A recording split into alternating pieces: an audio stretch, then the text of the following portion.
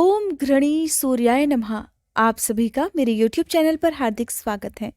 सूर्य देवता का आशीर्वाद सदा आप और आपके परिवारजनों पर बना रहे। आज की वीडियो में मैं आपको बताने वाली हूँ पौष पूर्णिमा के बारे में। साल 2022 में पौष पूर्णिमा कब है? हिंदू धर्म से जुड़ी मान्यताओं के अनुसार पौष का महीना सूर्य देवता को समर्पित होता है। इस पूरे ही महीने में सूर्य देवता की आराधना करने से और सूर्य देवता को अर्घ्य देने से मनुष्य को मोक्ष की प्राप्ति होती है और सूर्य देवता का आशीर्वाद भी प्राप्त होता है, जिससे मान सम्मान में वृद्धि होती है। पौष का महीना सूर्य देवता को समर्पित होता है और पूर्णिमा चंद्रमा की तिथि मानी जाती है। इसलिए सूर्य देव और चंद्रदेव का ये अद्भुत संगम और अद्भुत संयोग केवल पौष पूर्णिमा के दिन ही देखने मिलता है। इस दिन सूर्य देवता और चंद्र देवता की पूजा करने से जीवन के सारे कष्ट, सारी विपत्तियां दूर हो जाती हैं। पौष पूर्णिमा के दिन पवित्र नदियों में स्नान, दान, जप और व्रत करने से अक्षय पुण्य की भी प्राप्ति होती है। यदि संभव हो तो पौष पूर्णिमा के दिन या किसी भी पूर्णिमा के दिन पवित्र नदियों में स्नान करना चाहिए। नहीं तो आप घर पर भी नहाने के पानी में गंगा जल और काले तिल मिलाकर स्नान कर सकते हैं और फिर पूर्व दिशा की ओर मुंह करके सूर्य देवता को अर्घ्य देना चाहिए।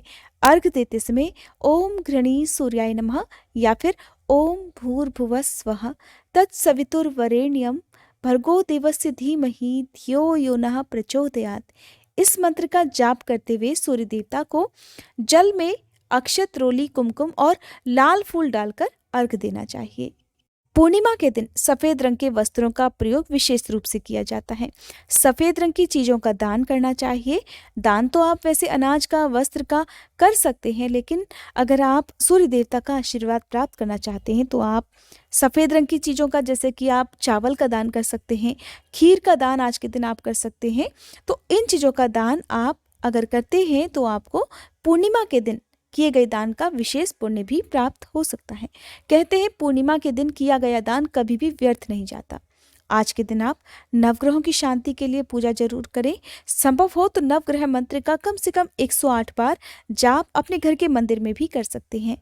नवग्रह मंत्र है ब्रह्मा मुरारी त्रिपुरांतकारी भानु शशि भूमि सुतो बुधश्च गुरुश्च शुक्र शनि राहु केतव सर्वे ग्रहा शांति कराम भवन्तु।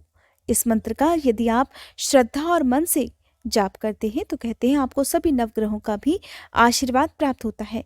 यदि किसी भी ग्रह से आपको कोई पीड़ा हो रही हो, कुंडली में किसी भी तरह का ग्रह दोष हो, तो वो भी शांत होता है। पौष पूर्णिमा के दिन ही शाकंभरी जयंती भी मनाई जाती है। कहा जाता है कि इसी दिन देवों की करुण पुकार सुनकर आदि शक्ति जगदम्बा शाकंभरी देवी के रूप में हिमालय पर्वत पर प्रकट हुई थी। पौराणिक मान्यताओं के अनुसार देवी शाकंभरी ने 100 वर्षों तक कठिन तपस्या की थी और महीने के अंत में केवल एक बार शाकाहारी भोजन ग्रहण कर उन्होंने तपस्या की थी। ऐसी निर्जीव जगह पर जहाँ पर 100 वर्षों तक पीने का पानी भी नहीं था, वहां पर पेड़ पौधे उत्पन्न हो गए। यहाँ पर साधु संत माता का चमत्कार देखने के लिए आए और उन्हें शाकाहारी भोजन दिया गया। इसका तात्पर्य यह था कि माता केवल शाकाहारी भोजन का भोग ही ग्रहण करती हैं और इस घटना के बाद से कहते हैं कि माता का नाम ही शाकंभरी माता पड़ गया। जो भी भक्त पूर्णिमा का उपवास रखते हैं उन्हें रात को चंद्र देवता की पूजा करके और खीर का भोग चंद्र देवता को लगाने के बाद ही खीर ग्रहण करके अपना व्रत खोलना चाहिए। पूर्णिमा के दिन अपने घर को हर प्रकार की नकारात्मक ऊर्जा से बचाने के लिए अपने घर के मुख्य द्वार पर पानी से साफ करने के बाद आम या अशोक के पत्तों का तोरण भी बांधना चाहिए और अपने घर में लौंग और कपूर विशेष रूप से पूर्णिमा के दिन जलाना चाहिए। कहते हैं कि जिस घर का मुख्य द्वार हमेशा गंदा रहता हो या घर में साफ सफाई ना रहती हो, वहां पर कभी भी माँ लक्ष्मी जी का आशीर्वाद प्राप्त नहीं होता। पूर्णिमा की तिथि को माँ लक्ष्मी जी की पूजा भी विशेष रूप से की जाती है। इसलिए यदि आप चाहते हैं आपके घर में कभी भी आर्थिक समस्याएं ना बने और आपके घर में धन कभी भी अनावश्यक रूप से ना खर्च हो, धन में हमेशा बरकत हो, तो पूर्णिमा के दिन अगर आप उपवास ना भी रख सकें तो भगवान श्री हरि के साथ साथ माँ लक्ष्मी जी की पूजा आज के दिन अवश्य करनी चाहिए। पौष पूर्णिमा के दिन से ही कल्पवास भी शुरू हो जाता है। कल्पवास का ये समय माघ पूर्णिमा को ही समाप्त होता है। साधु सन्यासी लोग और विशेष रूप से गृहस्थ लोग अपनी हर तरह की समस्याएं अपने घर पर छोड़कर और खासकर सांसारिक मोह माया से दूर होकर संगम किनारे रहकर कल्पवास का समय बिताते हैं। 1 महीने का समय गंगा नदी के तट पर रहकर तपस्या करते हैं और अपने आप को पूरी तरह से हर प्रकार की मोह माया से दूर करके शांत और एक तपस्वी के रूप में जीवन बिताते हैं। कहते हैं पवित्र नदियों के और खासकर संगम के किनारे रहकर जो भी भक्त कल्पवास का समय बिताते हैं उनका जीवन एक बार फिर से नवीन हो जाता है, उनके सभी पापों का प्रायश्चित हो जाता है। इसलिए हिंदू धर्म की मान्यताओं के अनुसार अगर संभव हो तो जीवन में एक बार कल्पवास अवश्य करना चाहिए।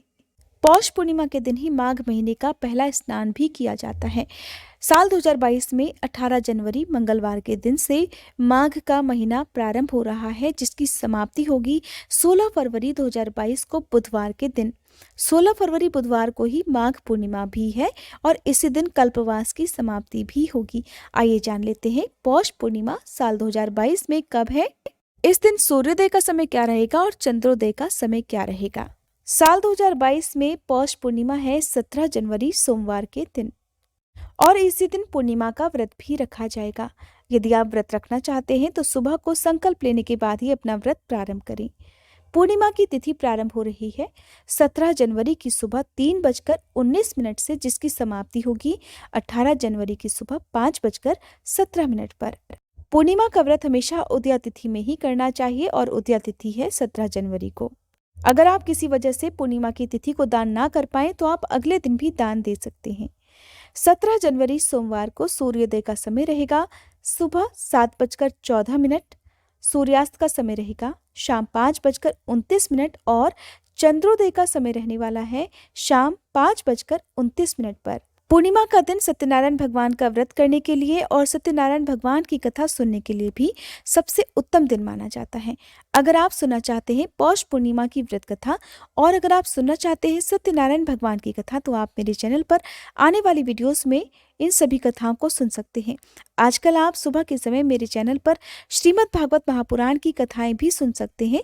पौष का महीना हो या फिर माघ का महीना हो, श्रीमद् भागवत महापुराण की कथाएं सुनने के लिए सबसे उत्तम दिन माने जाते हैं। इसलिए आप सभी से अनुरोध है कि अगर आपने इन कथाओं को अभी तक नहीं सुना है तो एक बार इन कथाओं को सुनकर कमेंट बॉक्स में मुझे जरूर बताइएगा कि ये कथाएं आपको कैसी लगी।